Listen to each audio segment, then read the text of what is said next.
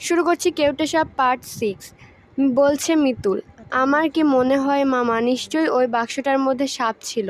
বাক্স খুলতেই সাপে ছোপল দিয়েছে। বাক্সটার মধ্যে সাপ ছিল কি বলছিস? তা কেমন করে হবে?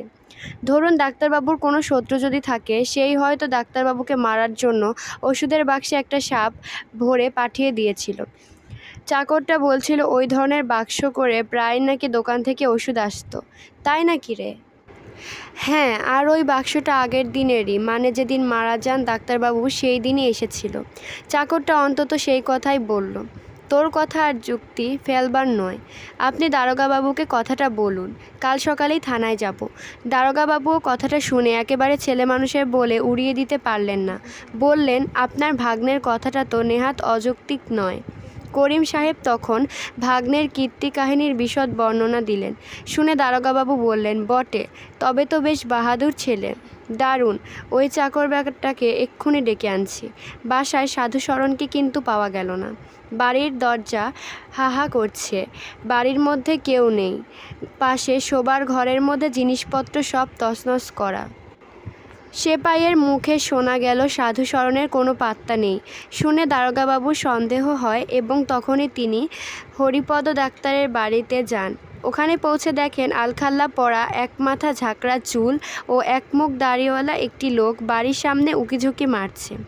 এই, কে রে তুই? আগে আমি সোলেমান সাপুড়ে। সাপুড়ে? তা এখানে উকিঝুঁকি মারছিলি কেন? আগে তা পরশু দিন ডাক্তারবাবুর চাকর আমার একটা কেউটে সাপ হাঁড়িতে করে নিয়ে এসেছিল। 200 টাকা দেবে বলেছিল, কিন্তু টাকা দেয়নি, তাই সাপ এনেছিল তোর কাছ থেকে। কি বলছিস?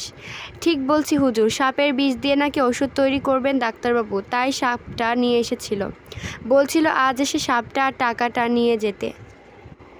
হঠাৎ এই সময় দারোগাবাবু এক লাফ দিয়ে 2 পা পিছিয়ে আসেন। সাপ, একটা সাপ! সবাই দেখল একটা কালো কুচকুচে কেউটে সাপ একে বেঁকে বাড়ির ভিতর থেকে বের হয়ে আসছে।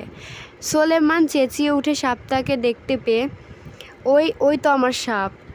ছুটে গিয়ে ক্ষিপ্র কৌশলে সাপটাকে ধরে ফেলে। সাপের রহস্য এবং সর্পদংশনের রহস্য এতক্ষণে দারোগাবাবুর কাছে যেন পরিষ্কার হয়ে যায়। সর্বত্র লোক পাঠানো হলো নিরুদ্দেশ সাধুশরণের সন্ধানে। 4 দিন বাদে সাধুশরণ ধরা পড়ল কৃষ্ণনগর গোপালগঞ্জে তার বাড়িতে।